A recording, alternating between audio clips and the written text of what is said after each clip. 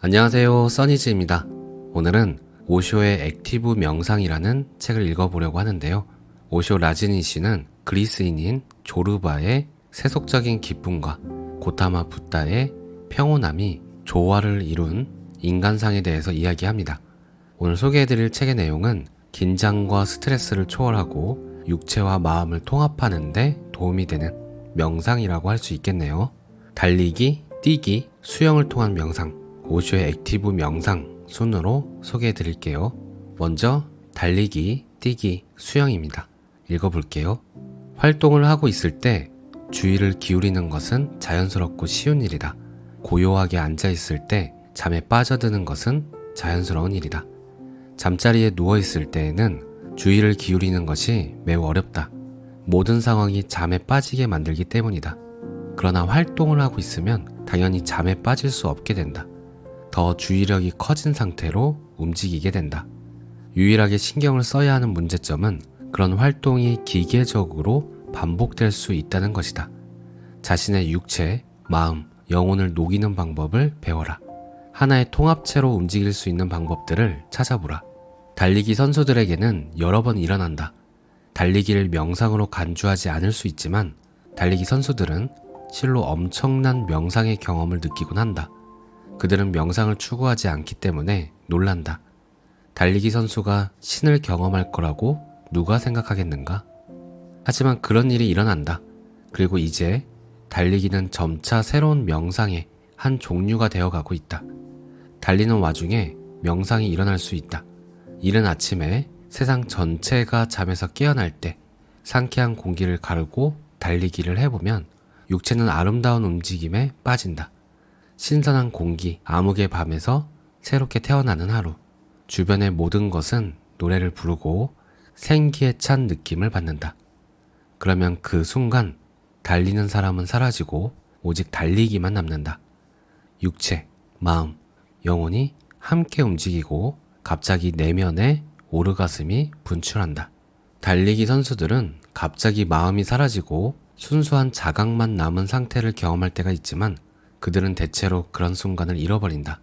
그들은 그것이 단지 그 순간에 자신이 달리기를 즐기고 있다고 생각하고 만다. 날씨는 좋고 컨디션도 좋고 세상은 아름답다. 그것은 그냥 기분일 것이다. 이렇게 생각하는 것이다. 그들은 대체로 그 순간을 알아차리지 못하지만 알아차리는 경우도 있다. 내가 관찰해 본 바에 따르면 달리기 선수는 다른 어떤 사람보다 명상에 더 가까이 다가갈 수 있다. 가벼운 조깅이나 수영도 큰 도움이 될 수 있다.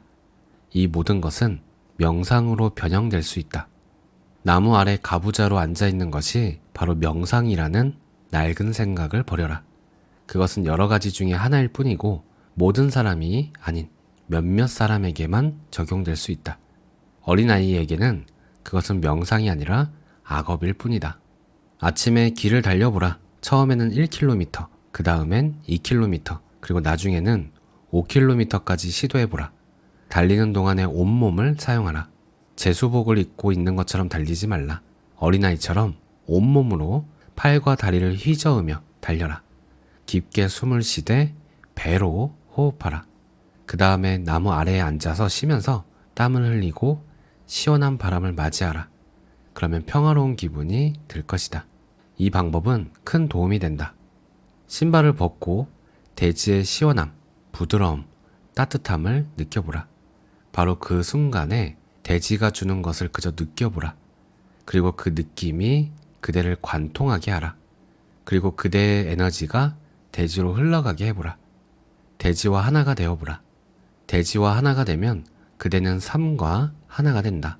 그대가 대지와 하나로 연결되면 더 민감해지고 중심에 서게 된다. 달리기의 전문가가 되지는 말라. 늘 아마추어로 남아서 주의력이 유지되도록 하라. 달리기가 기계적인 반복이 된다고 느끼면 당장 그만두어라. 수영을 해보라. 수영이 반복적으로 느껴지면 춤을 추어보라. 무엇을 하든지 간에 그 활동은 단지 자각을 일으키기 위한 상황에 불과하다는 점을 명심해야 한다.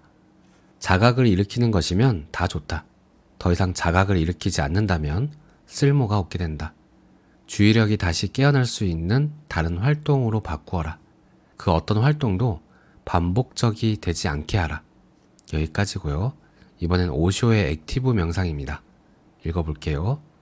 나는 사람들에게 앉아있는 것으로부터 시작하라고 말하지 않는다. 시작하기 쉬운 것으로부터 시작하라. 그렇지 않으면 불필요하게 많은 것들, 존재하지 않는 것들을 느끼게 된다. 앉아있는 것으로부터 시작하면 내면의 큰 동요를 느낄 것이다. 더 많이 앉아 있으면 있을수록, 더 많이 앉아 있으려고 애쓸수록 더 많은 동요를 느끼게 된다. 그대는 자신의 광기적인 마음에만 더 눈을 뜨게 될 것이다. 그것은 우울함을 야기할 것이고 그대는 충만함이 아니라 당혹감을 느끼게 된다.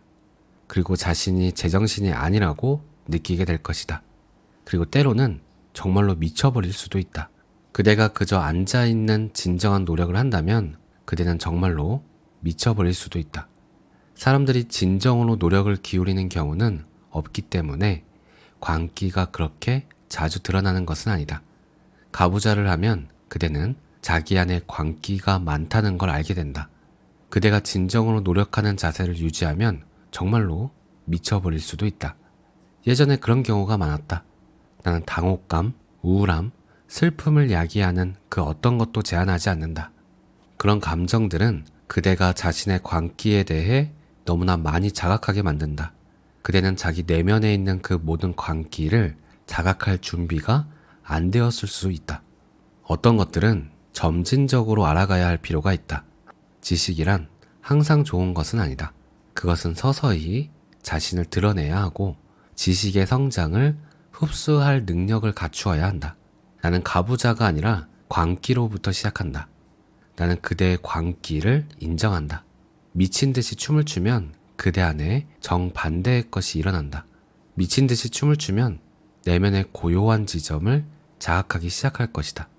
고요하게 앉아있으면 광기를 자각하게 된다. 자각의 지점은 언제나 정반대에 있다. 미친 듯이 울부짖으며 혼란스럽게 호흡을 함으로써 나는 그대의 광기가 드러나도록 한다.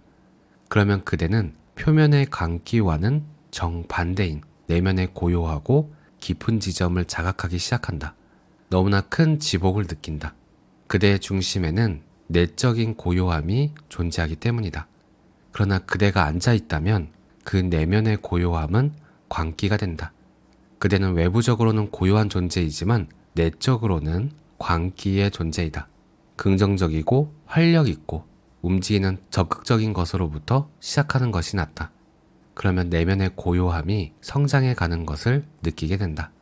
그것이 성장할수록 그대가 가부좌나 누운 자체를 더 잘 활용할 수 있고 더 고요한 명상이 가능해진다.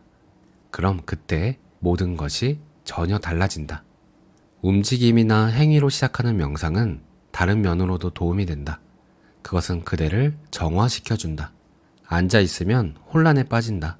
마음은 움직이고 싶어 하지만 그대는 앉아있기 때문이다. 근육과 신경은 모두 움직이며 순환한다. 그대는 자신에게 부적합한 것을 강요하고 있다. 그대는 강요하는 자신과 강요받는 자신으로 스스로를 나눠 놓았다. 그러나 강요받고 강요받는 부분이 더 본질적인 부분이다. 억압을 하는 부분이 더 주요한 부분이 되었기 때문에 주요한 부분이 이기기 마련이다. 억압되어 온 부분을 더 억압할 것이 아니라 밖으로 분출되어야 한다. 끊임없이 그것을 억압했기 때문에 그것이 내면에 축적되어 왔다. 모든 훈육, 문명화, 교육이 억압적이다. 전혀 다른 교육, 더욱 의식적인 교육, 더욱 깨어있는 가정교육을 통해서 밖으로 쉽게 분출될 수 있는 너무나 많은 것들을 억압해왔다. 문화가 마음의 내적인 메커니즘을 더 잘 이해함으로써 많은 것을 분출하도록 허락했어야 한다. 예를 들면 어린아이가 화가 났다. 그러면 우리는 이렇게 말한다. 화내지 마라.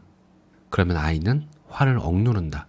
그리고 순간적으로 남아있던 것이 점차 영원히 고착된다. 이제 그는 화를 내지 않는 것처럼 행동하지만 그는 여전히 화가 나 있다.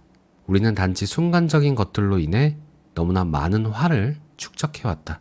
화를 억눌러 오지 않았다면 그 누구도 계속해서 화를 낼 수 없을 것이다. 화는 순간적인 것이어서 금방 왔다가 금방 사라진다. 그것을 표출하면 더 이상 화를 내지 않는다. 나라면 그 아이에게 더욱 제대로 화를 내라고 허락할 것이다. 화를 내라. 하지만 그 화를 깊게 바라보라. 그것을 억압하지 말라.